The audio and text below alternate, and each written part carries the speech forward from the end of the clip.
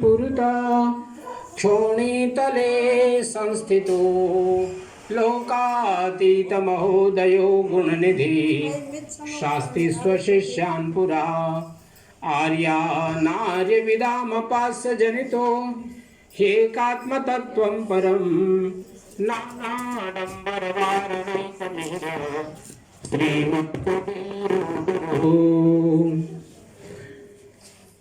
ब्रह्माणं विदधाति पूर्वं यो वै वेदांश्च प्रणोति तस्मै तमः देवमात्मबुद्धिप्रकाशं मुमुक्षुर्वै शरणमहं प्रपद्ये मुमुक्षुर्वै शरणमहं प्रपद्ये। प्रेम से बोलिए सदगुरु कबीर साहेब की जय, सदगुरु कबीर साहेब की जय, सब संत भक्त समाज की जय, आज के आनंद की जय। सत्य पुरुष परमात्मा हम सबके हृदय में विराजमान सदगुरु कबीर साहेब, परम आदरणीय महंत श्री अमर साहेब जी ब्रिजमोहन, परम आदरणीय महंत श्री सुनील साहेब जी सुभग, परम आदरणीय सभी भक्त हंसजन, देवियों, सज्जनों, प्यारे बच्चों, परम पावन अवसर आज हम सब लोग मॉरिशस के स्त्रियोले नामक जो उपनगर है, यहाँ पर ब्रिजमोहन परिवार, परम आदरणीय भक्त श्री देवेंद्र ब्रिजमोहन जी और उनकी धर्मपत्नी श्रीमती उषा ब्रिजमोहन जी उनके इस पवित्र घर में आए हैं।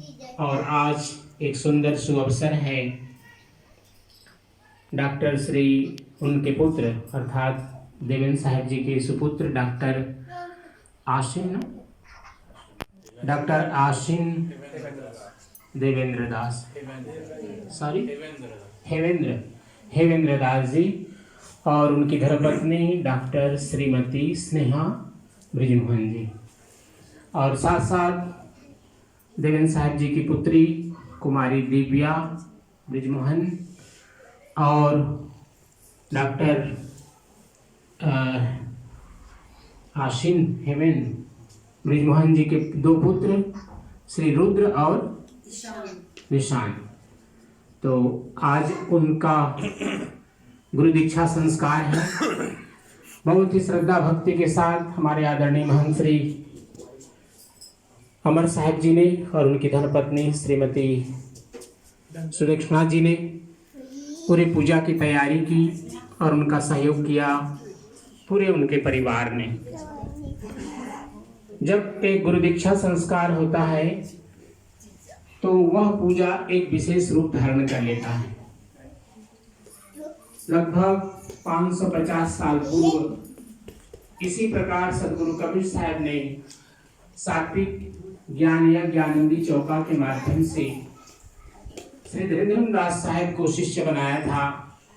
इसी प्रकार नारियल भेंट करना, 7 रमैनी का भजन, एकोंतरी का सदगुरु के द्वारा जाप और जो भी और विधियां होने वाली है, भोग लगाना, आरती करना, तिनका विधि करना, कंठी देना, नाम पान परवाना देना, गुरु मंत्र देना, ये सारी विधियां सदगुरु कबीर साहब ने धीरेन्द्र दास साहब को जब शिष्य बनाया तो इसी रूप से, इसी विधि से धीरेन्द्र दास साहब और उनकी पत्नी आमीन माता को गुरु दीक्षा दिया था।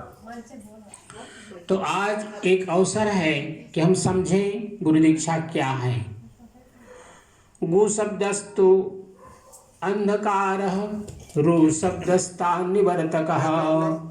गुरु शब्द में 2 शब्द हैं। गु अर्थात होता है अहंकार, रु अर्थात होता है अंधकार को दूर करना, दूर करने वाला, उसको हम कहते हैं गुरु।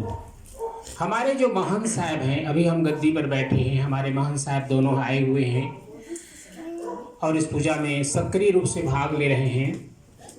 तो ये तो गुरु है ही है, लेकिन साथ साथ हम जितने महंत साहब हैं, हम लोगों को कणिहार कहा जाता है, अर्थात इस जगत से खेवनहार कहा जाता है। लेकिन वास्तव में हम लोगों का कर्तव्य और कार्य यही है कि भक्तों को हम सदगुरु के साथ जोड़ दें, अर्थात सदगुरु कबीर साहब सत्य पुरुष परमात्मा के साथ आपको जोड़ दें। यही हमारे जीवन का कार्य है एक महंत के रूप में। यद्यपि हमारे महंत साहब लोग और भी कोई बिजनेस करते हैं, कोई नौकरी करते हैं, लेकिन जब महंत के रूप में होते हैं तो उनका कर्तव्य यही है कि भक्तों को एक ऐसा ज्ञान का, ऐसी भक्ति का उनको पथ प्रदर्शन करें जिससे कि भक्त लोग सत्य पुरुष परमात्मा सत्यलोक को प्राप्त कर सकें, सत्य पुरुष परमात्मा का धाम सत्यलोक को प्राप्त कर सकें। सदगुरु कबीर साहब के इस विधि में अर्थात आनंदी चौका आरती में जितने भजन हैं सभी का बड़ा ही रहस्य है, बहुत ही महत्व है।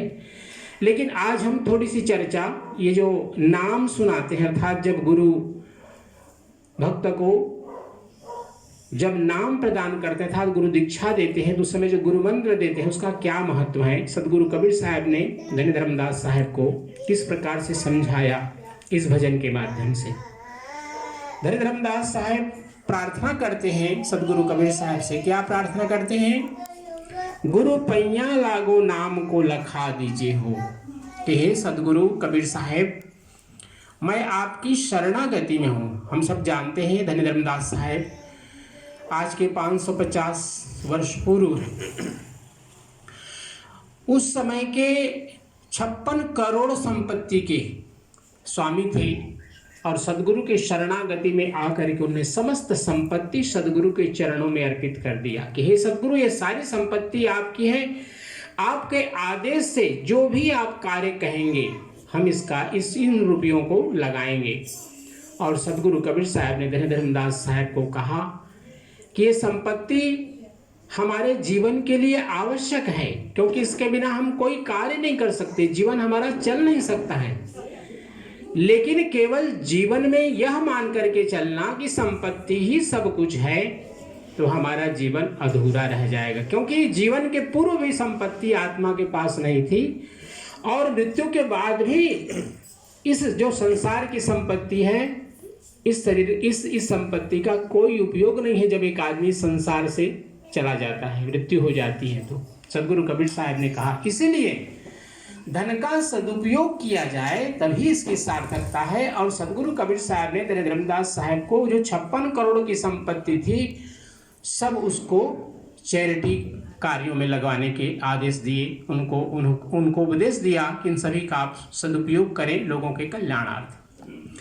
तो सदगुरु कबीर साहब से धन्य धर्मदास साहब प्रार्थना कर रहे हैं कि हे सदगुरुदेव आप उस नाम को हमें दीजिए जिससे कि हमारा ये भवबंधन 84 लाख योनियों का जो हमारा भवचक्र है वह समाप्त हो जाए और पुनरपि जननम पुनरपि मरणम, जो जन्म कर लेना, मृत्यु को प्राप्त करना, पुनः पुनः जन्म लेना, पुनः पुनः मृत्यु को प्राप्त करना, ये चक्र हमारा समाप्त हो जाए। सदगुरु कबीर साहब से धन्य धर्मदास साहब प्रार्थना करते हैं और क्या कहते हैं?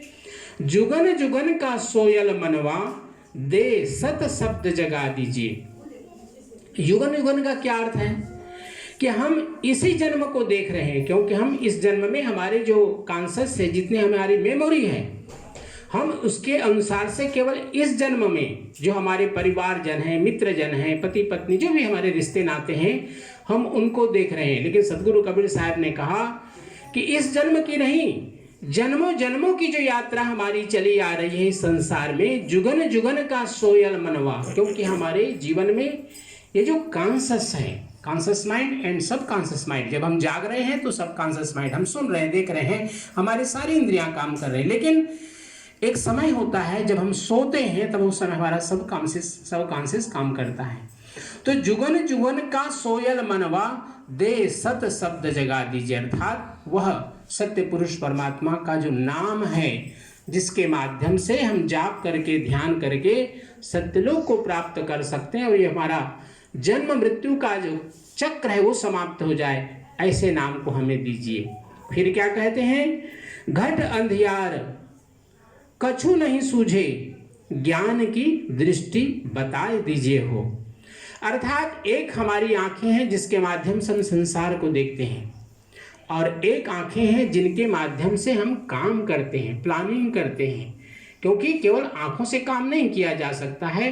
पहले हम दिमाग में कोई किसी भी कार्य के लिए एक प्लान बनाते हैं, तब उस कार्य को करते हैं। जैसे एक व्यक्ति एक घर बनाता है तो उसके पहले उसकी सारी योजना तैयार करता है, इसमें कितने लोहे लगेंगे, कितने सीमेंट लगेगा, कितना इसमें बालू लगेंगे, कितने पानी और कितना गड्ढा खोदना चाहिए, सारी व्यवस्था उसका प्लानिंग करता है, तब उसको बनाना शुरू करता है। तो इसी प्रकार से हम भी अपने जीवन में, हे सद्गुरुदेव, एक ऐसा युक्ति आप बतला दीजिए, ऐसा ज्ञान की हमें आंखें दे दीजिए जिससे कि हम इस जीवन को समझ सकें।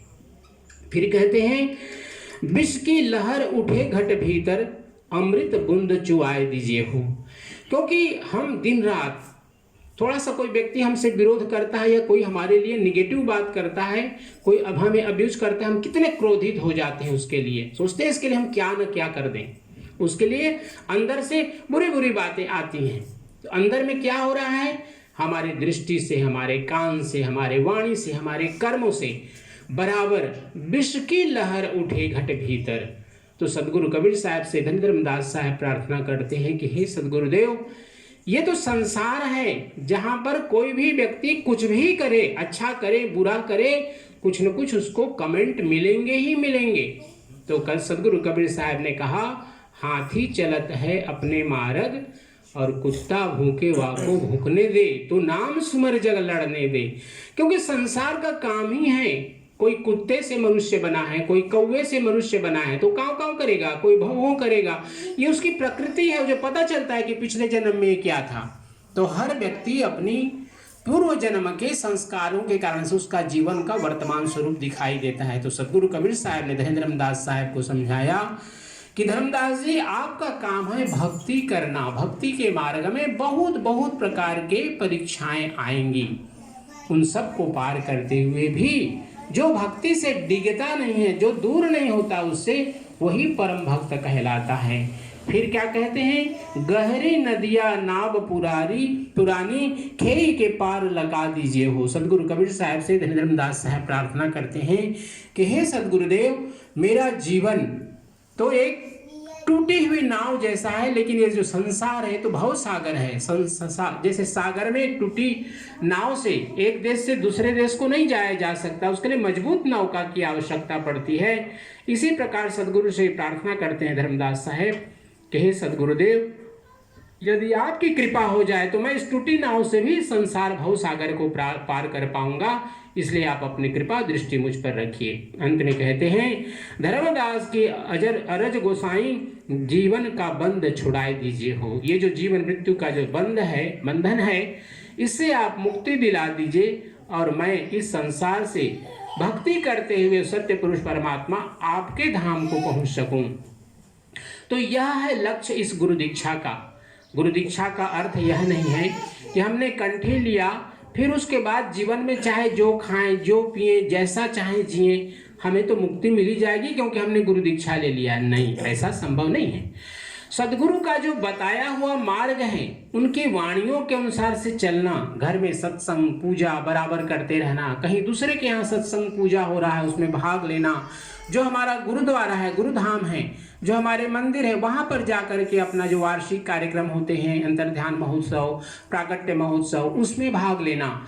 न केवल तन से, मन से, धन से, जितना जो कुछ आप कर सकते हैं बराबर उसके साथ में जुड़े, क्योंकि एक दिन तो संसार से जाना है। तब आपका ना कोई पद काम आएगा, ना आपकी धन संपत्ति काम आएगी, ना आपका रूप यौवन काम आएगा, कोई भी चीज काम नहीं आने वाला है।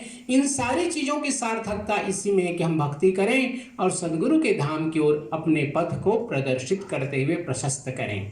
यही जीवन की यात्रा है। तो ये गुरु दीक्षा का संस्कार आज का मुख्य हमारा लक्ष्य है, आज की पूजा का। और हमारे दोनों बहुत ही कितना सुंदर बात है कि ये जो बृजमोहन परिवार है, बृजमोहन नाम ही जिनका है, तो बृजमोहन साहब स्वयं जब भारत से आए थे तो एक महंत थे, बीच में उनके दो पुत्र हुए। क्या नाम थे आपके पिताजी और चाचा जी का?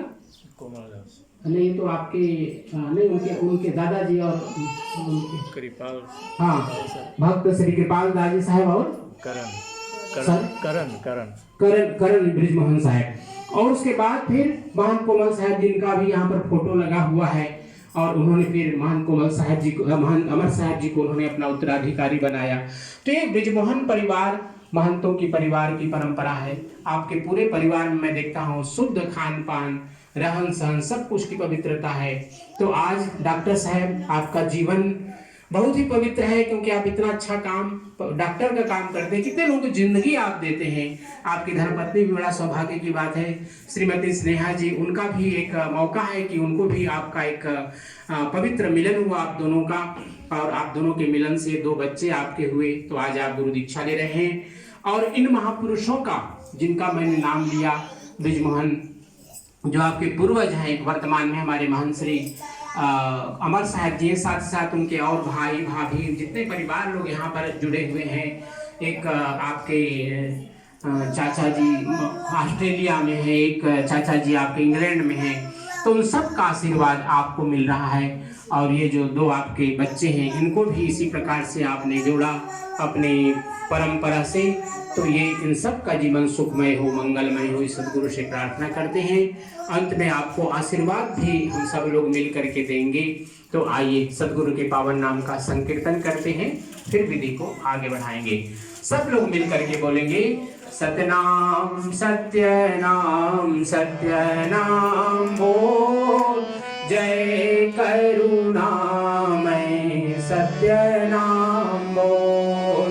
सब लोग सत्यनाम सत्यनाम सत्यनाम बोल, जय करुणामय सत्यनाम बोल। सत्यनाम सत्यनाम सत्यनाम बोल, जय करुणामय सत्यनाम बोल। सत्यनाम सत्यनाम सत्यनाम बोल, जय करुणामय सत्यनाम बोल। सत्यनाम सत्यनाम सत्यनाम बोल, जय करुणामय सत्यनाम बोल। जय करुणामय सत्यनाम बोल। सब लोग मिल करके सदगुरु के चरणों में 3 बार बंदगी करेंगे। साहेब बंदगी, साहेब बंदगी, साहेब बंदगी।